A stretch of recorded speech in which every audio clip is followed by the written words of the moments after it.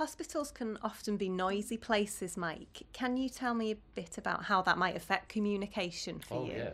yes. I'm glad you mentioned that because I'm very sensitive to noise, and I would imagine that having a conversation in a hospital could be quite upsetting to me.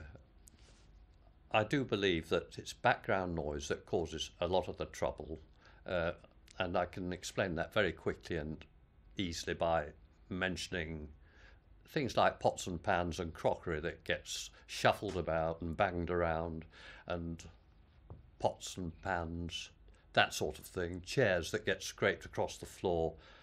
I find it very annoying, and it just means that I have to ask someone to repeat what they've just said. So it's important that ideally a time is chosen when it's relatively quiet, or better still, possibly a side room uh, where it becomes much more of a personal conversation. So much easier to communicate for me, anyway. Um, the other thing, of course, is to bear in mind that it takes my mind sometimes a second or two to understand what's being said.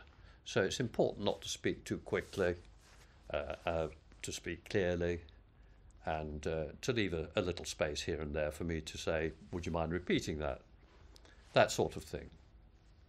So otherwise, I can handle a conversation, but there's just these little things that need bearing in mind.